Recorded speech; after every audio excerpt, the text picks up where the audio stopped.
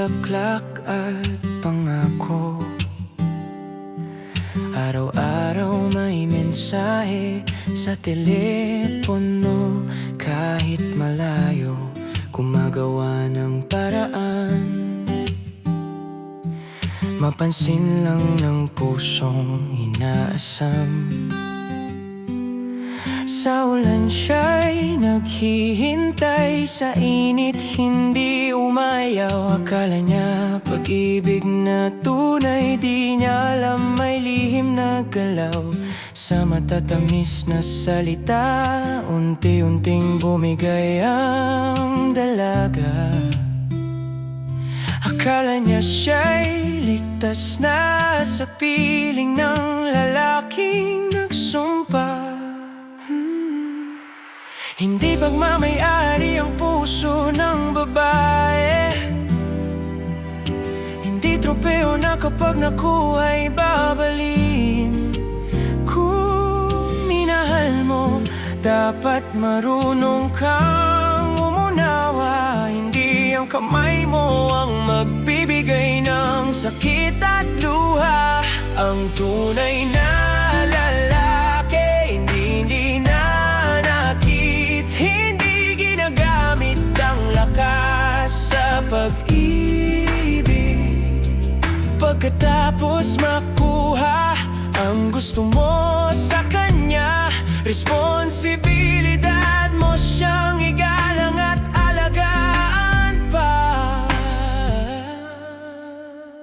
Lumipas ang buwan, nag-iba ang ihip. Sa tiyan niya may munting himig, pero ang halik napalitan ng sigaw. Ang dating lambing naging suntok at galaw. Takot ang pumalit sa ngiti, mga pasay tinatago sa damit.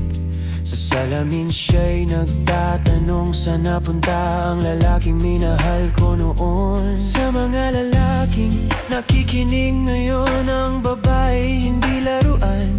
Hindi siya para paglaruan at iwan, mas lalong hindi para saktan. At sa mga babaeng nagmamahal, wag ibigay ang lahat kung puro salita lang. Ang pag-ibig hindi minamadali, kilalanin muna bago ialay ang sarili. Hindi pagmamayari ang puso ng babae. Hindi siya para paglaruan at iwan, mas lalong hindi para saktan. At sa mga babaeng nagmamahal, wag ibigay ang lahat kung puro salita lang. Ang pag-ibig hindi minamadali, kilalanin muna bago ialay ang sarili.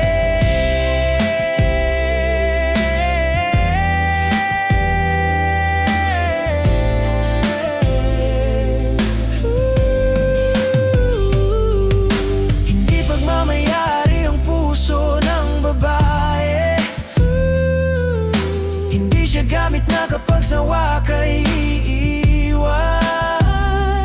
Kung hindi mo kayang magmahal ng tama, mas mabuting lumayo kaysa manakit pa. Ang tunay na lalaki, marunong rumespeto sa babae at sa anak na binuo. Pag-ibig ay hindi dahas, kundi proteksyon at malasakit na wag